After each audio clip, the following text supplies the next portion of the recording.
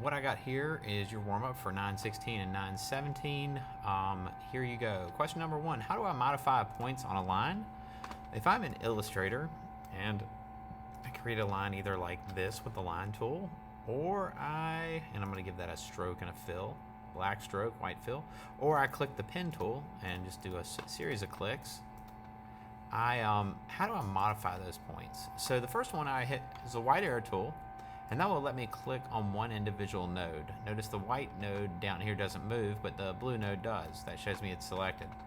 I can click and hold down on the pen tool and click on that upside down V, and I can click and bend tools, bend buttons, okay? Then the other one is if I already have a pen tool, I can click and hold down and rubber band over points, segments, and I can smooth those out. Now down here, you don't see it, but I have, if I zoom in, there's probably a couple of points right there. So I probably would do it right there anyway. So I can click and drag out points. Okay, so that's how you bend and modify shapes on a path. Here's how you use the gradient tool. I have a box here. I'm gonna hold down Shift and click and drag out. This box has no fill. If I click the gradient tool, it won't really work. So I have to go to my gradient tool here. And if I don't see that visible, I would go to Window, change my workspace to something like Essentials Classic, okay? But when I click that, and then I click over here, I can see my object has a gradient, okay? I can double click on the gradient and change the colors to green or blue. If one of these colors was black and white and I changed it, that would mean that my file is still in black and white mode.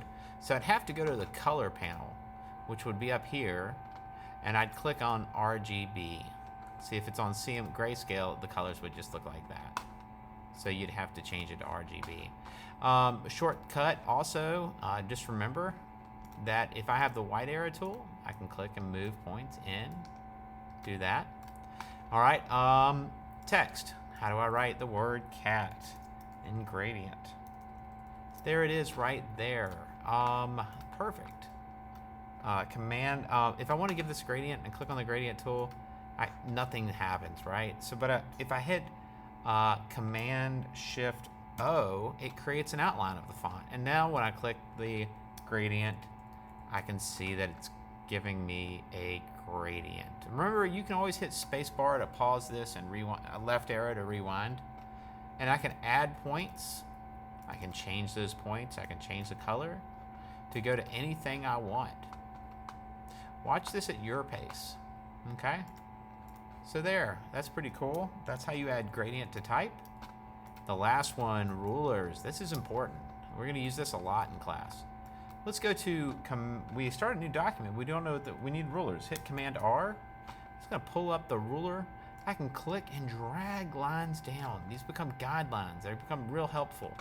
Also, if I wanna measure something, say for instance, I wanna measure the edge of this paper to the end, and it's on 0 here, but I want to start in the middle, I can click in the center over here and drag it to the right. And that will help me there, okay? So now I have everything set up on rulers. So how do I rulers? I hit Command R, and I can also click over something and hit Command 2 to lock it. Command 2 is lock, and I can object unlock all. This is your warm-up for today.